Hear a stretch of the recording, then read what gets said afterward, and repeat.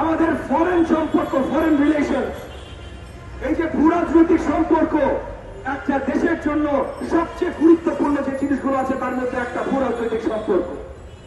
আমাদের যতগুলো ভূরাজনৈতিক সম্পর্ক আছে তার ভিতরে সবচেয়ে গুরুত্বপূর্ণের মধ্যে একটা হলো ভারত বাংলাদেশ সম্পর্ক।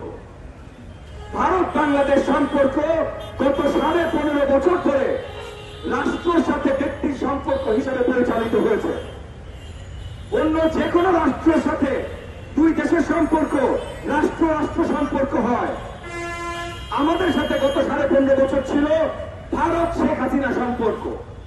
ভারত বাংলাদেশ সম্পর্ক ছিল না, ছিল ভারত শেখ হাসিনা সম্পর্ক।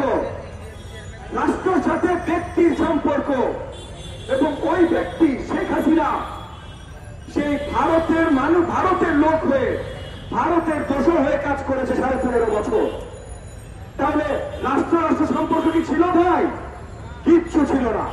কিন্তু এখন সেইখান থেকে আমাদের রাষ্ট্র রাষ্ট্র সম্পর্ক শুরু করতে হবে, এবং সেইটা শুরু করার জন্য অনেক বড় ভাবে পদক্ষেপ নিতে হবে বাংলাদেশের অন্তর্বর্তীকালীন সরকারে। ওনারা চেষ্টা করছেন না সেটা আমি বলছি না।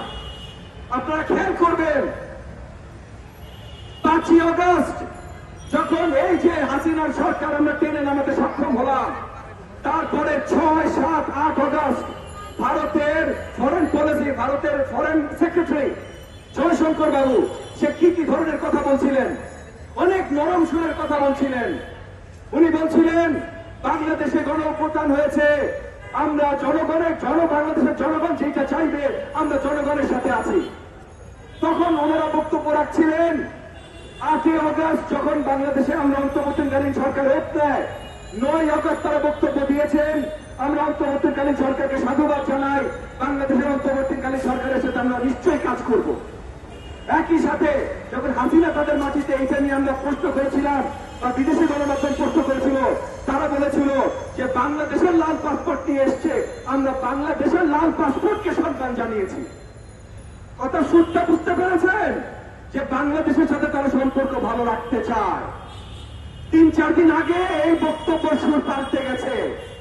কেন পাল্টে গেছে, কিভাবে পাল্টে গেছে? 3-4 দিন আগে তারা কথা বলা শুরু করেছে, বিজেপির বড় বড় নেতারা কথা বলা শুরু করেছে বাংলাদেশের জনগণকে নাকি উল্টে ঝুলাবে। এই ধরনের আরো নোংরা নোংরা কথা যেগুলো আমরা মুখে আনতে পারি না, এই ধরনের নোংরা নোংরা কথা তাদের সরকারি দলের বড় বড় নেতারা উচ্চারণ করছেন। পুলিশ বাহিনীতে বড় বড় আগামী দোসর যারা ছিল, যারা শেখ হাসিনার পৃষ্ঠপোষকতায় এই পুলিশ বাহিনীকে হেলমেট বাহিনীতে পরিণত করেছিল, পুলিশ বাহিনীকে আওয়ামী ফ্যাসিস্টের বাহিনী বা বাহাত হিসেবে তৈরি করেছিল। জিবি হারুন, বিপ্লব, এই যে যারা আছে, এসপির মনিরুল, এই যে যারা আছে, এদেরকে এখনো আইনের বিচারের আওতায় আনা হয় নাই। আর এই শুধু 2-5 জন না, 500 থেকে 5000 আপনার অফিসারগণ ছিল যারা ফ্যাসিস্টের আওয়ামী ফ্যাসিস্টের বাহিনী পরিচালক হিসেবে দায়িত্বরত ছিল। 2-4-5 হাজারকে তো একটি চাকরিচ্যুত করতে হবে। সেইগুলো কাদেরকে চাকরিচ্যুত করতে হবে, কিভাবে করতে হবে, এগুলো কোনো কিছুই বড়ভাবে আমাদের সামনে এখন পর্যন্ত আসে নাই। প্রত্যেকটি মিনিস্ট্রিতে যারা এখনো দায়িত্বরত আছে, এই ফ্যাসিস্ট সরকার তাদেরকে এই দায়িত্ব দিয়েছে, বসিয়েছিল। আমরা মাত্র 1 জুম্মা আগে দেখলাম আমাদের জাতীয় জামে মসজিদ মুফতি, যেখানে যে বিতাড়িত মুফতি রুহুল আমিন খতিব ছিল, যে 5ই আগস্টের পরে নিজে পালিয়েছিল, কিন্তু তাকে চাকরি থেকে বহিষ্কার না করার কারণে সে গত জুম্মায় ফেরত এসে আবার নতুন তাণ্ডব চালালো।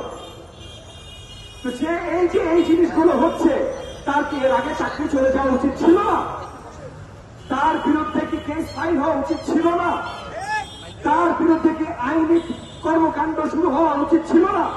আর সেটা যদি শুরু হতো, সে পলাতক ছিল ভাই। তার বিরুদ্ধে যদি আইনি কর্মকাণ্ড শুরু হতো, পলাতক অবস্থা থেকে সে ফেরত এসে এই কাজ করতে পারত? সে পারত না। তাহলে এই যে সরকারি অবস্থানের স্থিতিশীলতা আসছে না, কারণ আমরা দেখছি আমাদের সরকার সেই জায়গার যেই ভূমিকাগুলো তাদের রাখা দরকার সেগুলো তারা রাখতে পারছে না। এখানে 1 মুহূর্তের জন্য মনে করেন না আমরা এই সরকার থেকে টেনে নামানোর জন্য বা শুধু এই সরকারের সমালোচনা করার জন্য বা শুধু নিন্দা করার জন্য দাঁড়িয়েছি না ভাই, এই সরকারকে আমরা দাঁড়ি করিয়েছি এবং আমরা এই কারণে দাঁড়া করিয়েছি যে এই সরকার এখন দেশের জন্য অত্যন্ত প্রয়োজনীয় এবং এই সরকার প্রয়োজনীয় মানে এই সরকারের স্টেবিলিটি অত্যন্ত গুরুত্বপূর্ণ। তো এই সরকার যদি কোনো ভুল করে সেখানে তাদের স্টেবিলিটি যদি নড়বড় হয় আমাদের সবার জন্য এটা অত্যন্ত শঙ্কাজনক। তো আমাদের প্রত্যেকটা পদক্ষেপ নিতে হবে যেন এই সরকারের স্টেবিলিটি কোনোভাবেই নড়চড় না হয়। তো কোন ভুলের কারণে যদি তাদের স্টেবিলিটিতে নড়চড় হয় এই ভুলগুলো ধরিয়ে দেয়া এবং এই ভুলগুলো